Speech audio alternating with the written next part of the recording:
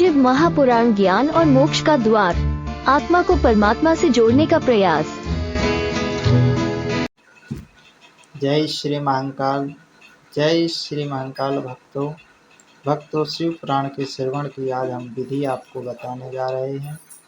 शौनक जी कहते हैं, हे महाप्राज्ञ व्यास शिष्य सूत जी, आपको नमस्कार है। आप धन्य हैं, शिव भक्तों में श्रेष्ठ हैं। आपके महान गुण वर्णन करने योग्य हैं। अब आप हमें कल्याण के शिव पुराण के श्रवण की विधि बतलाइए, जिससे सभी श्रोताओं को संपूर्ण और उत्तम फल की प्राप्ति हो सके।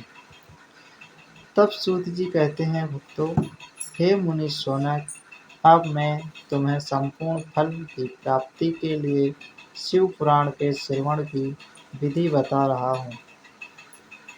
पहले किसी ज्योतिषी को बुलाकर दान मान से संतुष्ट करके अपने सहयोगी लोगों के साथ बैठकर बिना किसी विघ्न बाधा के कथा की समाप्ति होने के उद्देश्य से शुद्ध मुहूर्त का अनुसंधान कराए और प्रयत्न पूर्वक देश काल में स्थान स्थान पर यह संदेश भेजे कि हमारे यहाँ शिव पुराण की कथा होने वाली है।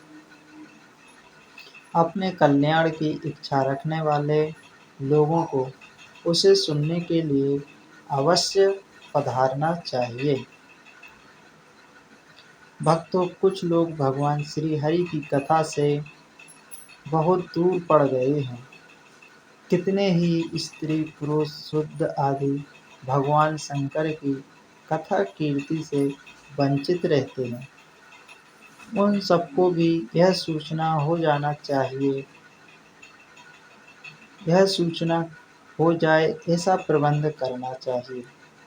देश देश में जो भगवान शिव के भक्त हो तथा शिव कथा की कीर्तन और श्रवण के लिए उत्सुक हो, उन सबको आदर पूर्वक बुलवाना चाहिए और आए हुए लोगों का सब प्रकार से आदर सत्कार करना चाहिए। शिव मंदिर में, तीर्थ में, वन प्रांत में अथवा घर में शिव पुराण की कथा सुनने के लिए उत्तम स्थान का निर्माण कराना चाहिए।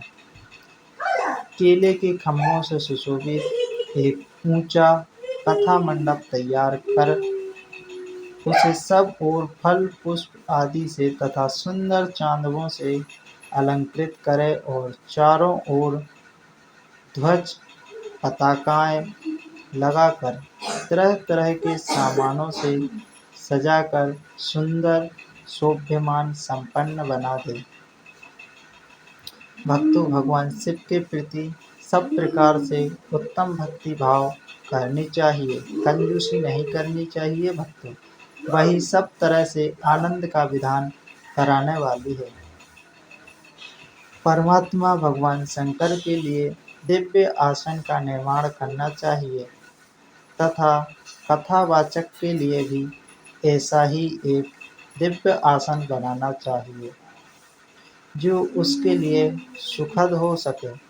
वहीं नियम पूर्वक कथा सुनने वाले श्रोताओं के लिए भी यथायोग्य सुंदर स्थान की व्यवस्था करनी चाहिए। अन्य लोगों के लिए साधारण स्थान ही रखना चाहिए। भक्तों, जिसके मुख से निकली हुई वाणी के लिए कामधेनु के समान अभिष्ट फल देने वाली होती है, उस पुराणवेत्ता विद्वान भक्त के प्रति तुच्छ बुद्धि भाव कभी नहीं करना चाहिए। ऐसा भाव करने वाला पापी होता है, नरक में जाता है और वह पुण्य का भागी नहीं होता है। भक्तों, संसार में जन्म तथा गुणों के कारण बहुत से गुरु होते हैं, परंतु उन सब में पुराण का ज्ञाता विद्वान ही परम गुरु माना गया है। पुराणवेत्ता पवित्र, दक्ष, शांत, ईर्ष्या पर विजय पाने वाला, साधु और दयालु होना चाहिए। ऐसा प्रवचन कुशल विद्वान इस पुण्यमय कथा को कहे। सूर्योदय से आरंभ करके 3:30 पहर तक उत्तम बुद्धि वाले विद्वान पुरुष शिव की कथा को सम्यक रीति से वाचना चाहिए। मध्याह्न काल में 2 घड़ी तक कथा बंद रखनी चाहिए, जिससे कथा कीर्तन से अवकाश पाकर लोग मलमूत्र का त्याग कर सकें। कथा प्रारंभ के 1 दिन पहले व्रत ग्रहण करने वाले के लिए भक्त को छोड़ करा लेना चाहिए। जिन दिनों कथा हो रही हो उन दिनों यह अपने पूर्ववत प्रातः काल का सारा कार्य नित्य कर्म संक्षिप्त से ही कर लेना चाहिए। वक्ता के पास उसकी सहायता के लिए एक दूसरा पेशा ही विद्वान स्थापित करना चाहिए। वह भी सब प्रकार के संशयों को निवृत्त करने में समर्थ हो और लोगों को समझाने में कुशल हो। कथा में आने वाले विघ्नों की निवृत्ति के लिए भक्तों श्री गणेश जी का पूजन करें। कथा के स्वामी भगवान शिव की तथा विशेषतः शिव पुराण की पुस्तक की भक्ति भाव के साथ उत्तम पूजा करें। तत्पश्चात उत्तम बुद्धि वाला श्रोता तन मन धन से शुद्ध एवं प्रसन्नचित्त हो आदर पूर्वक शिव पुराण की कथा सुनें। भक्तों, जो भक्त और श्रोता अनेक प्रकार के कर्मों में भटक रहे हैं, काम आदि 6 विकारों से युक्त हो, स्त्री आदि में आसक्ति रखते हों और पाखंडपूर्ण बातें करते हों, वह पुण्य के भागी नहीं होते हैं। जो लौकिक चिंता तथा ग्रह एवं पुत्र आदि की चिंता को छोड़कर कथा में मन लगाए रहते हैं, उन शुद्ध बुद्धि पुरुषों को उत्तम फल की प्राप्ति होती है। जो श्रोता श्रद्धा और भक्ति से युक्त होते हैं, दूसरे कर्मों में मन नहीं लगाते हैं और मौन, पवित्र एवं उद्योग से शून्य होते हैं, वे ही पुण्य के भागी होते हैं।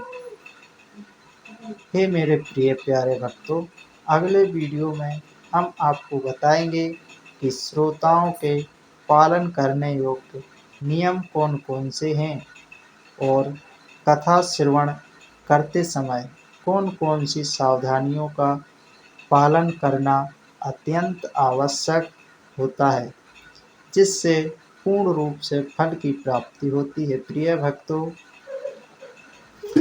भक्तों, अब मुझे आज्ञा दीजिए। जय श्री महाकाल। फिर अगले वीडियो में मिलते हैं। तब तक के लिए भगवान शंकर की असीम कृपा आप सब पर बनी रहे। जय श्री महाकाल। भक्तों, अगर आपने अभी तक हमारे धार्मिक चैनल को सब्सक्राइब नहीं किया है तो जल्दी से सब्सक्राइब करके बेल आइकन को जरूर दबाएं। धार्मिक वैदिक ज्ञान का भंडार, धार्मिक चैनल लाइक और सब्सक्राइब करें।